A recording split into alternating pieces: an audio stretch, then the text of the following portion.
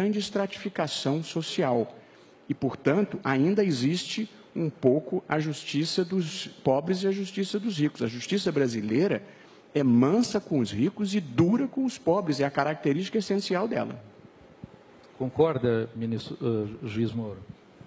Olha, em parte, eu já afirmei isso anteriormente, é uma questão de percepção cultural. Então, a justiça brasileira tem uma tradição de ser bastante rigorosa com o tráfico de drogas.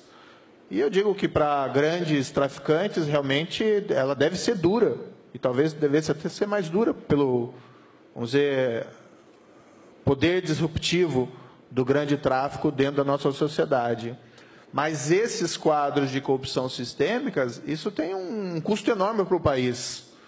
Veja só, como exemplo, toda essa turbulência política pelo fato de nós termos esse tipo de problema, os custos disso para a economia. Então, é necessário, para isso não precisa nenhuma reforma legislativa, é necessário que os juízes tratem essa questão com a devida seriedade e com a devida severidade dentro, evidentemente, do devido processo. Sem prejuízo disso que eu estou falando, de que também o nosso legislativo e o nosso governo adotem políticas públicas para a prevenção e repressão dessa corrupção sistêmica. O governo, eu acho que é o principal responsável pela visibilidade e poder que ele tem de alterar, vamos dizer, esses rumos da sociedade. Mas é isso que eu ia perguntar. O que é fundamental para que seja feito de modo a garantir que a herança do Mensalão e da Lava Jato prossigam? É fundamental o quê? É alteração de lei? O que é essencial, o primeiro ou o segundo item que é essencial para que a gente garanta isso como a nova realidade? Eu acho que algumas coisas. A primeira, bons exemplos. E acho que isso nós começamos a ter. Moro é um exemplo, acho que o Joaquim foi um bom exemplo. E aí você começa a replicar pessoas que incorporam esse sentimento e essa motivação. Acho que isso é extremamente importante.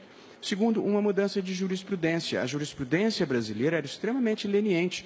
Não tem 2 meses que o Supremo estabeleceu que depois da condenação em 2º grau você pode executar a pena.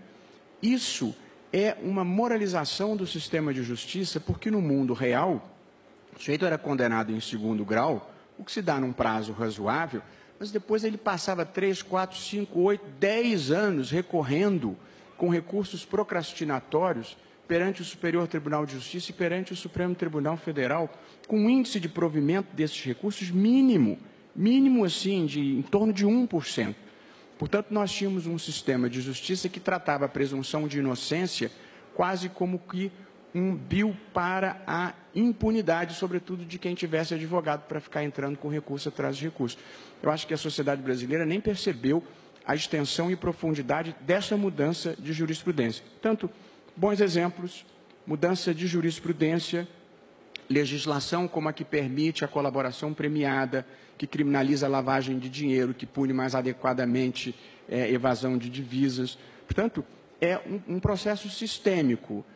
Não vai ser conduzido por uma pessoa, mas uma pessoa pode funcionar como bom exemplo. Nós começamos a ter bons exemplos, boas leis, boa jurisprudência, mas é preciso uma mudança verdadeiramente ideológica. É preciso que a sociedade brasileira, que é a elite brasileira, passe a aceitar a condenação dos, aspas, nossos, porque tradicionalmente não era assim que funcionava. Se me permite também, retomando uma resposta, a ação da justiça é uma condição necessária, mas não é suficiente. O que eu penso diante de todo esse quadro que surgiu, e sempre se acreditou que a corrupção era grande, mas falando dos casos já julgados, o que transparece que ela era muito maior do que nós pensávamos, o que nós temos que ter presente é que isso não é um problema só da justiça, é um problema da sociedade e também do governo. Então, nós precisamos pensar em leis melhores, nós precisamos que o governo também tenha uma atitude mais, e não faço aqui nenhuma crítica, como foi mencionado ali, 7 dias úteis, mas é necessário que o governo tenha uma postura mais propositiva Existem iniciativas que dependem do governo, inclusive leis que podem ser aprovadas com incentivo do governo. Não é suficiente, a meu ver, aquela posição de não interferir na justiça. Isso é obrigação. Né? Então, muitas vezes se via do discurso do governo anterior que ele não interviria na justiça. E, claro, isso é obrigação. Mas o problema não é só uma questão de justiça, um problema é de reforma das nossas instituições e, para isso, precisa da ação do governo e da ação do legislativo. Um exemplo, o Ministério Público fez uma campanha, me parece belíssima, das 10 medidas contra a corrupção, colheu o número de assinaturas necessárias para apresentar um projeto de lei popular, está lá no Congresso, e é um bom ponto de partida. Podemos discutir pontualmente essas proposições, mas um apoio a essas medidas significaria, vamos dizer, a meu ver, uma atitude mais propositiva das nossas instituições em relação a esse tema. E o senhor espera iniciativa nesse sentido do atual governo, tendo 7 ministros investigados na Lava Jato? Olha, na verdade, o que eu mencionei é uma sugestão, né? Não cabe a mim dizer que faça isso ou faça aquilo. Eu só acho que é uma postura possível de ser tomada que refletiria positivamente nesse enfrentamento desse quadro de corrupção. Mas eu também tenho falado, e não poucas vezes, que a iniciativa privada tem um papel fundamental também. A corrupção envolve quem paga e quem recebe.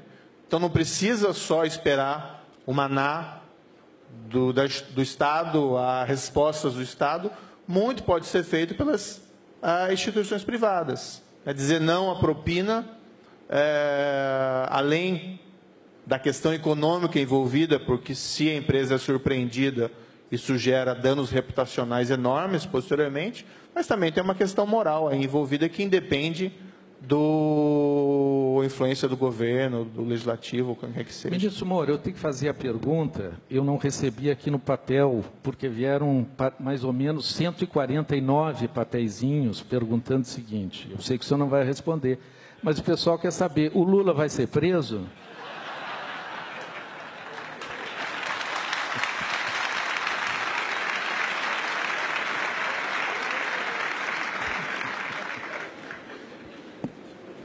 Esse tipo de pergunta não tem nem como se começar a responder, né? Existe todo um devido processo a ser observado, provas, e embora a opinião pública seja, a meu ver, um fator importante nesses casos para evitar a obstrução da justiça, principalmente, o juiz não segue a opinião pública no sentido de condenar ou absolver segundo a opinião pública entenda que é correto ou não. Então, tudo... Se esse processo de fato voltar, isso não tem nem como certo que ele volte à minha jurisdição, ele vai ser tratado na forma da lei e com base em fatos e provas e sem qualquer influência indevida de um eventual sentimento de, não sei, de expectativa nesse sentido. Algum comentário, ministro Barroso, sobre isso? Não, o comentário que eu faria é que as pessoas não devem supor que prisões específicas ou alinhadas é que vão decisivamente mudar o que está acontecendo. Eu digo isso desde a minha primeira intervenção no Mensalão, há quase 3 anos. Quer dizer, antes, assim, era preciso prender o Zé Dirceu, depois era preciso prender o Genuíno, depois era preciso prender...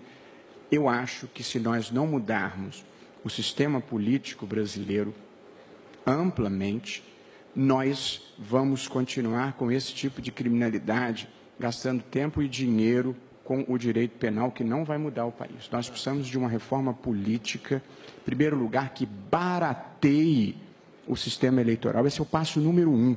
Se as eleições não ficarem mais baratas, nós vamos passar a vida correndo atrás desse tipo de corrupção. Portanto, é claro que se alguém tiver cometido um delito, deve ser punido na forma da lei, como disse o juiz Moro. Mas o imaginário social precisa se transferir, de ir atrás de pessoas e perceber que nós temos um modelo que extrai o pior. O processo civilizatório Todas as pessoas têm em si o bem e o mal, é da condição humana. O processo civilizatório existe para que as pessoas reprimam o mal e potencializem o bem. O sistema político brasileiro faz exatamente o contrário. Ele reprime o bem e potencializa o mal, de modo que é uma história de terror, porque para onde você olha, existem coisas erradas. As pessoas que vão para a política, elas são recrutadas no mesmo ambiente em que são recrutados os jornalistas, os médicos, os engenheiros e os juízes. Portanto, se há particular incidência de criminalidade nesse âmbito, é sinal que há alguma coisa associada a este sistema que está produzindo isso. É preciso diagnosticar o que seja e enfrentar. Eu considero que seja o custo e a baixa legitimidade democrática que o sistema eleitoral brasileiro produz, o que faz com que a classe política opere de maneira descolada da sociedade civil. E aí resulta na...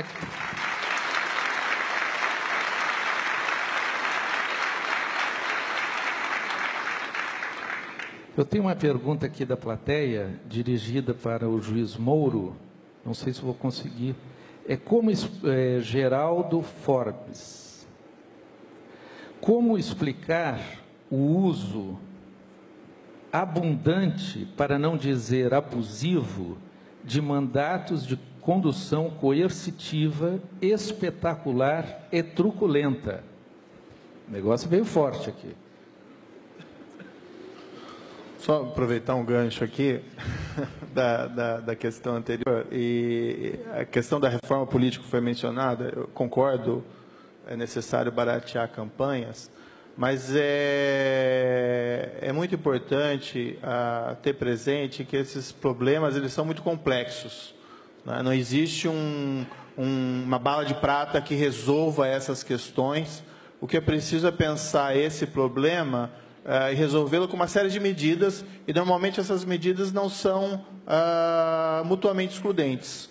Então é preciso que a justiça funcione, é preciso que os contratos públicos sejam mais transparentes, é preciso que tenha uma reforma para, vamos dizer assim, aumentar a transparência da nossa democracia, diminuir os custos da campanha. Então existe uma série de questões que têm que ser enfrentadas. E talvez o mais importante de todos esses casos, seja lá do Ação Penal 470 ou da operação, da assim chamada Operação Lava Jato, seja levantar o problema, a dimensão do problema. Que isso muitas vezes propicia a formação de um consenso para que a sociedade possa resolvê-la. Talvez semelhante ao que aconteceu lá na época da inflação e hiperinflação, ela chegou num ponto insuportável que se reuniu as condições técnicas e políticas necessárias para debelar essa questão. Agora, o futuro não está escrito, né? O futuro, existem aí escolhas a serem feitas, caminhos que podem ser percorridos em um e outro sentido. Espera-se que as escolhas sejam as melhores, mas não existe nada pré-determinado. Sobre a questão da condução coercitiva, falando assim muito em abstrato, né, sem referência a alguma situação específica, é uma medida que tem sido tomada não só no juízo da 13ª Vara, mas por outros juízes em questão, e normalmente ela tem sido colocada como uma alternativa menos gravosa a uma chamada prisão temporária, que é uma prisão decretada por alguns dias apenas, e não raramente empregada para se preservar diligências de busca e apreensão. Então, basicamente, as justificativas jurídicas para a adoção dessa medida têm sido essa. Não envolve propriamente uma prisão, porque é apenas uma condução por uma tomada de depoimento. E, enfim, não vejo assim uma medida jurídica tão drástica como muitas vezes tem sido colocado. Eu tenho outra pergunta aqui, Érica Gorga. Eu não sei qual dos dois poderia responder, mas a pergunta é por que o dinheiro que está sendo devolvido erroneamente aos cofres públicos, quando o real lesado, no caso da Petrobras, é o investidor. Faz sentido isso? Bom, são circunstâncias diferentes. A questão da lesão a um investidor é uma matéria que vai ser discutida em instâncias privadas e há ações no Brasil e nos Estados Unidos em que os investidores estão postulando esse tipo de reembolso. Mas, evidentemente, há também uma lesão ao interesse público maior, ao interesse da União e, consequentemente, faz sentido essa restituição. Um comentário que eu queria fazer, Petri, que me parece muito importante, legado da Lava Jato e do enfrentamento da corrupção. Quer dizer, nós precisamos melhorar a ética no espaço público, mas também precisamos melhorar a ética privada, a ética no espaço privado. O Moro estava dizendo, quer dizer, você tem um corruptor, você tem alguém que dá dinheiro, você tem empresas que fazem cartelização, você tem práticas arraigadas na vivência brasileira, que são práticas desonestas, que são práticas incorretas. Portanto, eu acho que o grande legado dessas transformações também é uma evolução das pessoas, enquanto pessoas do país, enquanto projeto civilizatório, em busca de uma nova narrativa. O Brasil é um país extraordinário, que ainda não encontrou a sua narrativa de um país multicultural, multirracial, com características peculiaríssimas de alegria de viver, de solidariedade. Portanto, nós precisamos incorporar ao discurso brasileiro, à narrativa brasileira, uma postura de mais elevação espiritual, de maior ética privada. Eu vou te dar um exemplo muito breve. Tem uma pessoa que esteve comigo e me disse assim, um absurdo, eu contratei uma empregada e a empregada pediu para eu não assinar a carteira para ela poder continuar a receber o Bolsa Família, de R$170. À medida em que a conversa avançou, essa mesma pessoa me disse, bom, a minha filha vive conjugalmente, mas ela não casou, porque se ela casar, ela perde a pensão que recebe do avô, que é a pensão só para filha solteira. Quer dizer, a sociedade tem uma moral dupla de que o que os outros fazem é errado, mas o que eu faço não tem problema. Nós precisamos enfrentar isso. Portanto, nós temos que avançar como projeto civilizatório, virarmos pessoas melhores, pessoas que agem com boa fé objetiva, de modo que a ética pública também depende de um avanço na ética privada. E a gente precisa ter a percepção disso, senão a gente vai passar a vida apontando o dedo para os outros, quando parte dessa transformação passa por nós mesmos.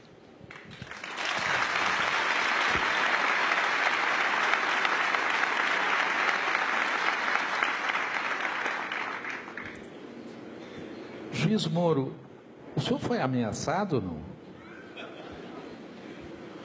Olha, essas são situações aí muito concretas, né? Melhor essas coisas acho que não seria apropriado responder esse tipo de coisa.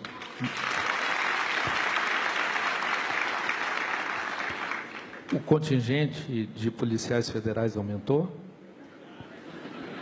Pois é, aí tem a regra de ouro da segurança, nunca fale sobre sua segurança.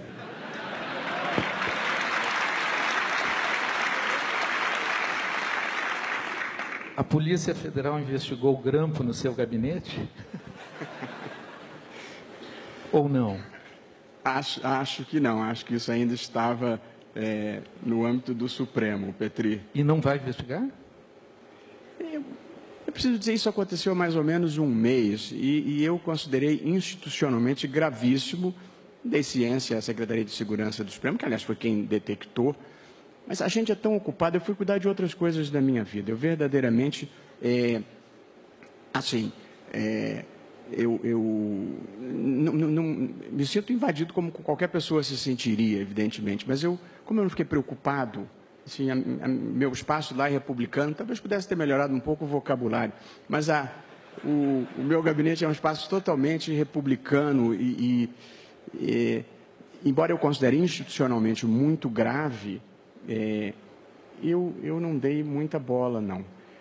Uma coisa que você perguntou de ameaça, assim, uma coisa que você aprende, depois que você vai para uma posição como a do Supremo, e toma as decisões que você acha corretas. Às vezes você agrada a opinião pública, como dizia o Moro, e às vezes você não agrada. E é difícil explicar, quer dizer, eu era um advogado, eu sou um juiz constitucional. A minha lógica, muito verdadeiramente, não é a lógica amigo-inimigo. a minha lógica é certo ou errado. Só que as pessoas têm paixões, têm interesse, então as pessoas estão de um lado ou de outro. Então, elas nunca imaginam que você está fazendo o que é certo e o que é errado. Elas sempre imaginam colocar você em algum lado do tabuleiro. Essa talvez seja a pior sensação de você ter esse tipo de posição.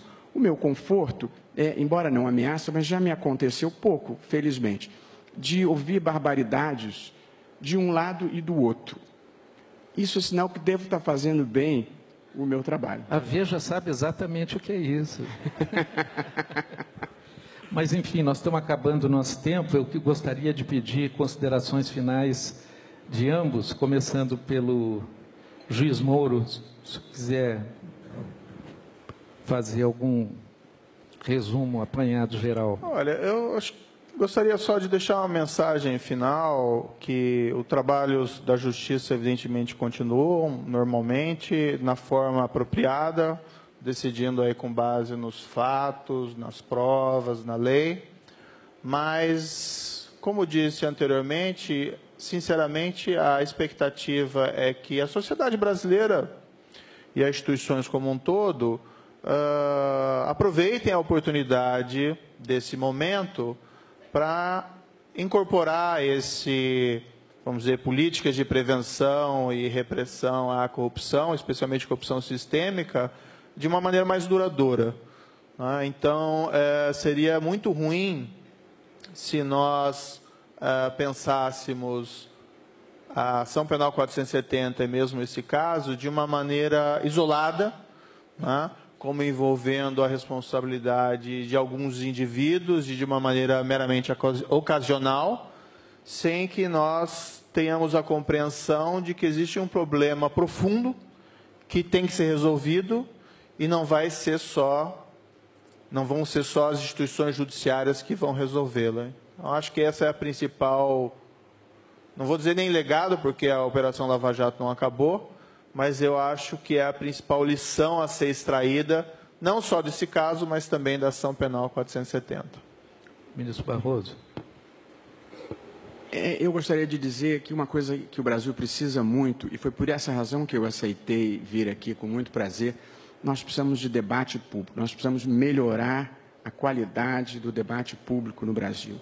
Ter debate público em função de ideias e propostas e não o debate público que desqualifique o outro. Tome-se a discussão sobre redução da maioridade penal. Vira um fla-flu. Os progressistas são contra, os reacionários são a favor e ninguém coloca ideias na mesa. As ideias importantes desse debate, independentemente do lado que cada um esteja, são: quantas pessoas vão ser afetadas se você mudar a regra? Quantas vagas você precisa criar no sistema? Quanto custa? Esse é um debate construtivo. E aí você trabalha sobre ideias, sobre fatos concretos. E não nesse mundo brasileiro em que a pessoa desqualifica o outro e todo mundo acha muita coisa sem ter procurado. Portanto, eu acho que melhorar a qualidade do debate público é a coisa mais importante que a gente pode fazer. O país está precisando de ideias. O país está precisando de gente com boas intenções e bons propósitos, ajudando a pensá-lo.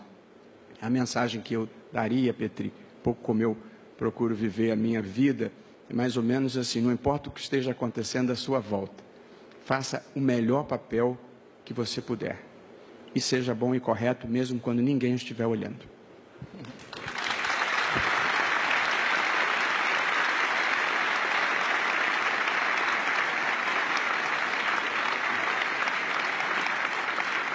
Bom, já estouramos então aqui o nosso tempo. Eu quero agradecer a presença do ministro Barroso, juiz Moro. Muito obrigado pela atenção de ter vindo aqui. Obrigado.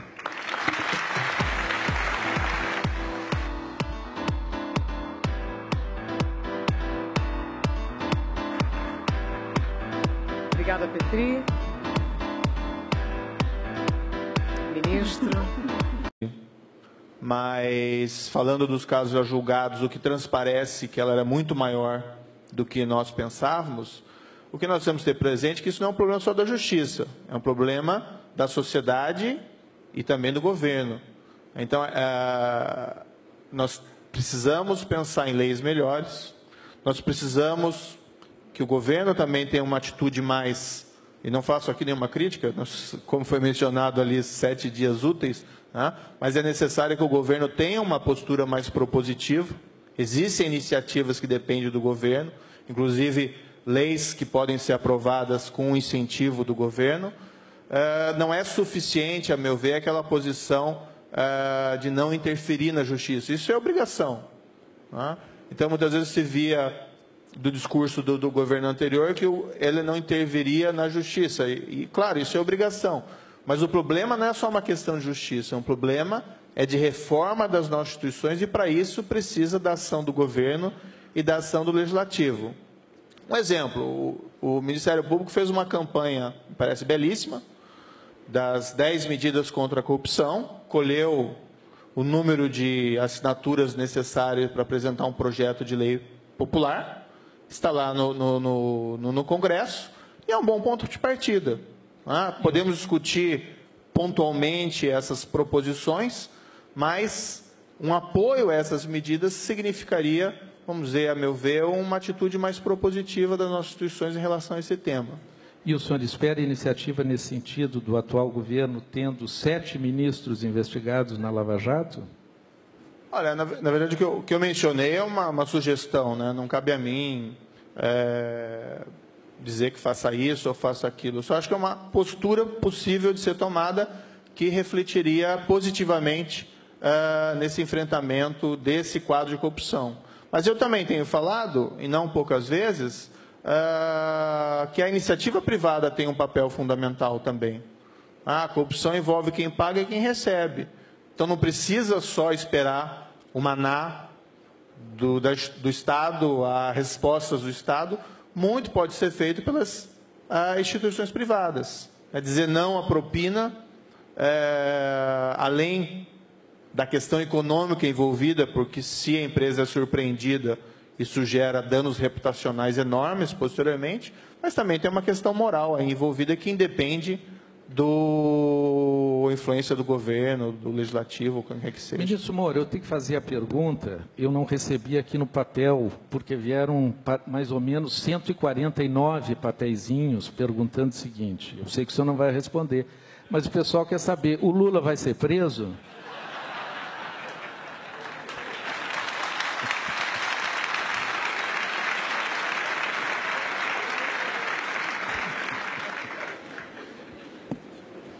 Esse tipo de pergunta não tem nem como se começar a responder, né? Existe todo um devido processo a ser observado, provas, e embora a opinião pública seja, a meu ver, um fator importante nesses casos para evitar a obstrução da justiça, principalmente, o juiz não segue a opinião pública no sentido de condenar ou absolver segundo a opinião pública entenda que é correto ou não. Então, tudo...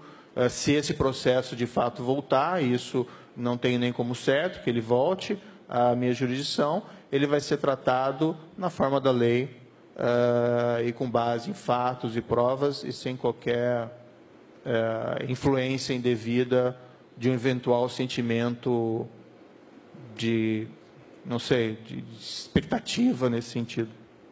Algum comentário, ministro Barroso, sobre isso?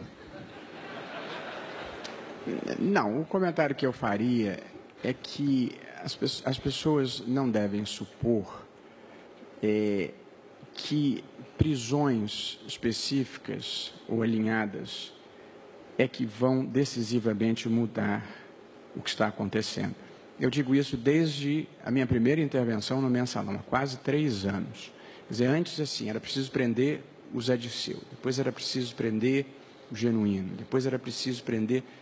Eu acho que se nós não mudarmos o sistema político brasileiro amplamente, nós vamos continuar com esse tipo de criminalidade, gastando tempo e dinheiro com o direito penal, que não vai mudar o país. Nós precisamos de uma reforma política, em primeiro lugar, que barateie o sistema eleitoral. Esse é o passo número 1.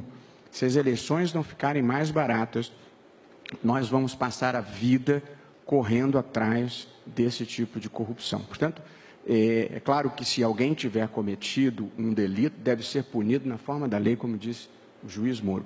Mas o imaginário social precisa se transferir de ir atrás de pessoas e perceber que nós temos um modelo que extrai o pior. O processo civilizatório, todas as pessoas têm em si o bem e o mal, é da condição humana. O processo civilizatório existe para que as pessoas reprimam o mal e potencializem o bem. O sistema político brasileiro faz exatamente o contrário. Ele reprime o bem e potencializa o mal, de modo que é uma história de terror, porque para onde você olha, existem coisas erradas. As pessoas que vão para a política, elas são recrutadas no mesmo ambiente em que são recrutados os jornalistas, os médicos, os engenheiros e os juízes. Portanto, se há particular incidência de criminalidade nesse âmbito, é sinal que há alguma coisa associada a este sistema que está produzindo isso. É preciso diagnosticar o que seja e enfrentar. Eu considero que seja o custo e a baixa legitimidade democrática que o sistema eleitoral brasileiro produz, o que faz com que a classe política opere de maneira descolada da sociedade civil. E aí resulta na...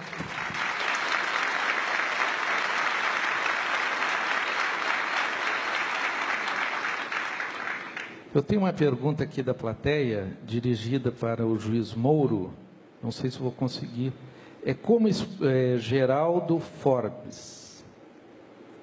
Como explicar o uso abundante, para não dizer abusivo, de mandatos de condução coercitiva, espetacular e truculenta? O negócio veio forte aqui. Só aproveitar um gancho aqui da questão anterior, e a questão da reforma política foi mencionada, eu concordo, é necessário baratear campanhas, mas é muito importante ter presente que esses problemas eles são muito complexos, né? Não existe uma bala de prata que resolva essas questões.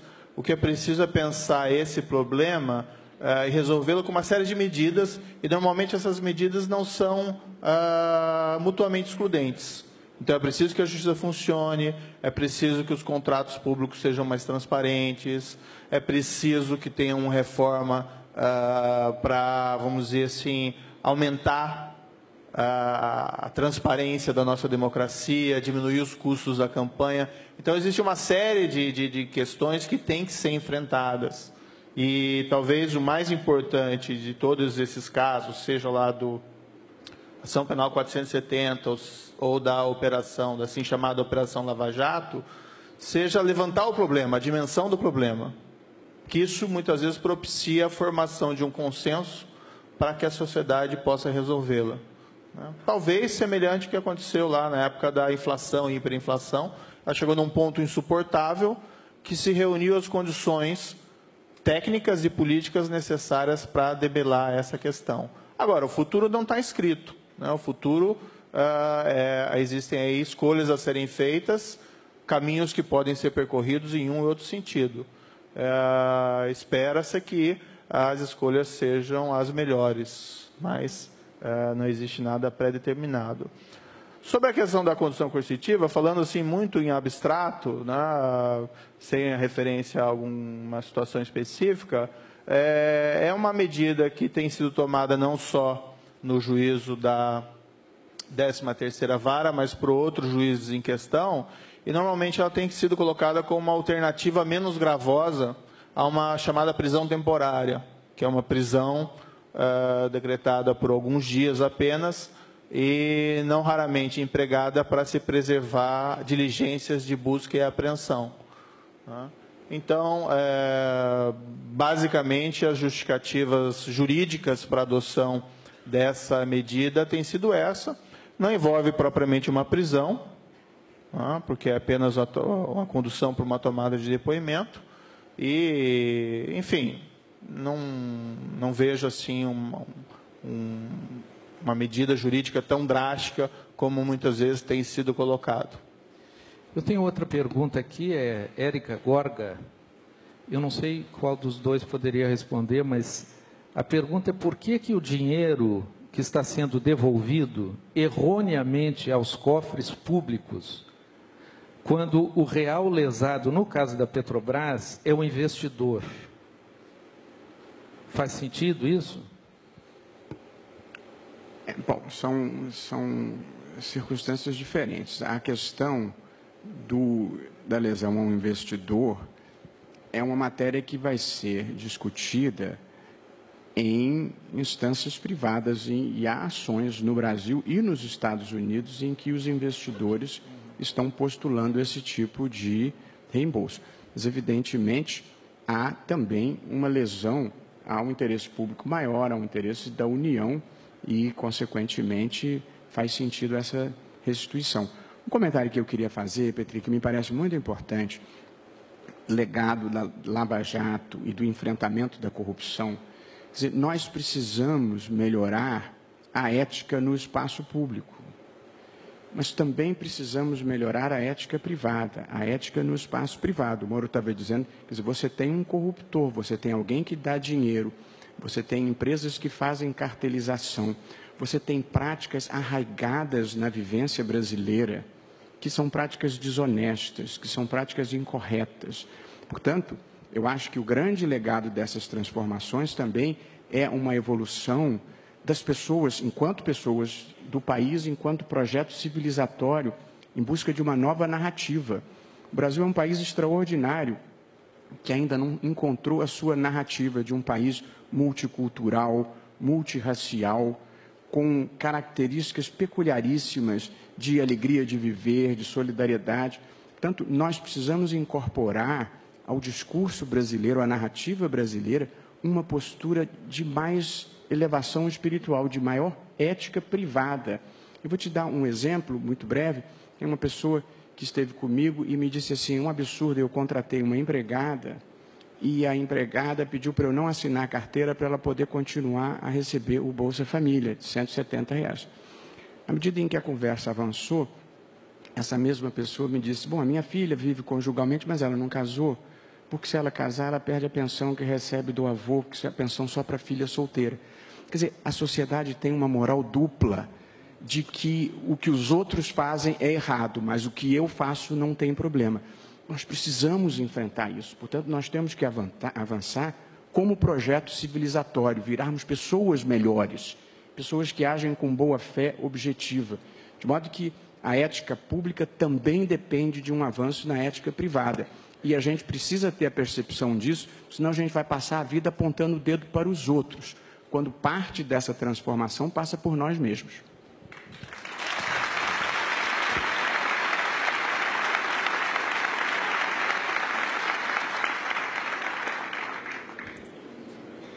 Juiz Moro, o senhor foi ameaçado ou não?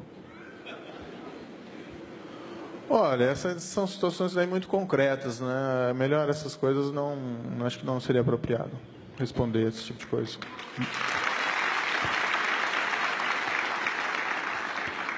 O contingente de policiais federais aumentou? Pois é, aí tem a regra de ouro da segurança, nunca fale sobre sua segurança.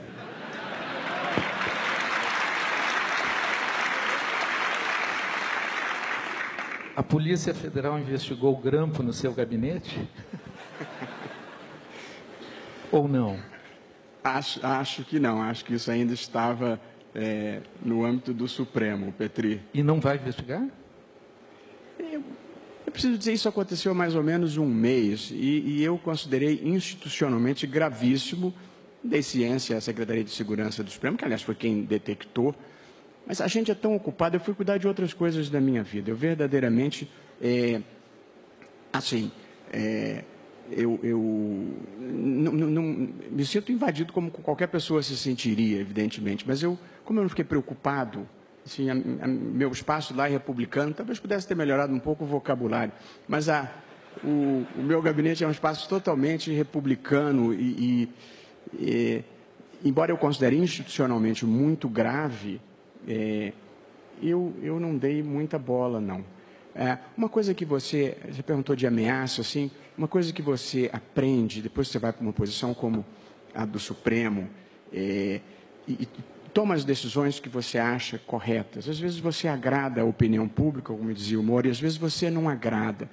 E é difícil explicar, quer dizer, eu era um advogado, eu sou um juiz constitucional. A minha lógica, muito verdadeiramente, não é a lógica amigo e inimigo. A minha lógica é certo ou errado. Só que as pessoas têm paixões, têm interesse, então as pessoas estão de um lado ou de outro. Então, elas nunca imaginam que você está fazendo o que é certo e o que é errado. Elas sempre imaginam colocar você em algum lado do tabuleiro. Essa talvez seja a pior sensação de você ter esse tipo de posição. O meu conforto, embora não ameaça, mas já me aconteceu pouco, felizmente, de ouvir barbaridades de um lado e do outro. Isso é sinal que devo estar fazendo bem o meu trabalho. A Veja sabe exatamente o que é isso.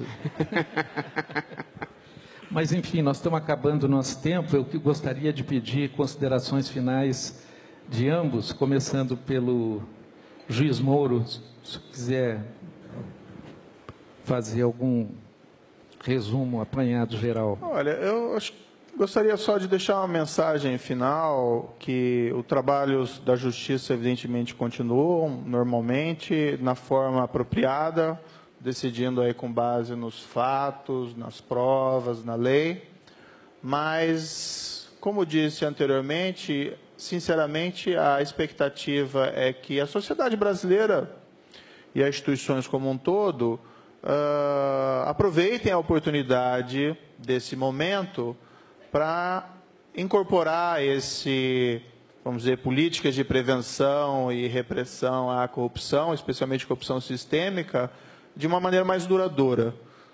Então, seria muito ruim se nós pensássemos a ação penal 470, e mesmo esse caso, de uma maneira isolada, como envolvendo a responsabilidade de alguns indivíduos e de uma maneira meramente ocasional, sem que nós tenhamos a compreensão de que existe um problema profundo que tem que ser resolvido. Grande estratificação social e, portanto, ainda existe um pouco a justiça dos pobres e a justiça dos ricos. A justiça brasileira é mansa com os ricos e dura com os pobres, é a característica essencial dela. Concorda, juiz Moro? Olha, em parte, eu já afirmei isso anteriormente, é uma questão de percepção cultural. Então, a justiça brasileira tem uma tradição de ser bastante rigorosa com o tráfico de drogas. E eu digo que para grandes traficantes, realmente, ela deve ser dura. E talvez devesse até ser mais dura pelo, vamos dizer, poder disruptivo do grande tráfico dentro da nossa sociedade. Mas esses quadros de corrupção sistêmicas, isso tem um custo enorme para o país. Veja só, como exemplo, toda essa turbulência política pelo fato de nós termos esse tipo de problema, os custos disso para a economia. Então, é necessário, para isso não precisa nenhuma reforma legislativa, é necessário que os juízes tratem essa questão com a devida seriedade e com a devida severidade dentro, evidentemente, do devido processo. Sem prejuízo disso que eu estou falando, de que também o nosso legislativo e o nosso governo adotem políticas públicas para a prevenção e repressão dessa corrupção sistêmica. O governo, eu acho que é o principal responsável pela visibilidade e poder que ele tem de alterar, vamos dizer, esses rumos da sociedade. Mas é isso que eu ia perguntar. O que é fundamental para que seja feito de modo a garantir que a herança do Mensalão e da Lava Jato prossigam? É fundamental o quê? É alteração de lei? O que é essencial, o primeiro ou o segundo item que é essencial para que a gente garanta isso como a nova realidade? Eu acho que algumas coisas. A primeira, bons exemplos. E acho que isso nós começamos a ter. Moro é um exemplo, acho que o Joaquim foi um bom exemplo. E aí você começa a replicar pessoas que incorporam esse sentimento e essa motivação. Acho que isso é extremamente importante. Segundo, uma mudança de jurisprudência. A jurisprudência brasileira era extremamente leniente. Não tem 2 meses que o Supremo estabeleceu que depois da condenação em 2º grau você pode executar a pena. Isso é uma moralização do sistema de justiça, porque no mundo real, O sujeito era condenado em 2º grau, o que se dá num prazo razoável, mas depois ele passava 3, 4, 5, 8, 10 anos recorrendo com recursos procrastinatórios perante o Superior Tribunal de Justiça e perante o Supremo Tribunal Federal, com um índice de provimento desses recursos mínimo assim, em torno de 1%. Portanto, nós tínhamos um sistema de justiça que tratava a presunção de inocência quase como que um bill para a impunidade, sobretudo de quem tivesse advogado para ficar entrando com recurso atrás de recurso. Eu acho que a sociedade brasileira nem percebeu a extensão e profundidade dessa mudança de jurisprudência. Tanto bons exemplos, mudança de jurisprudência, legislação como a que permite a colaboração premiada, que criminaliza a lavagem de dinheiro, que pune mais adequadamente evasão de divisas. Portanto, é um processo sistêmico.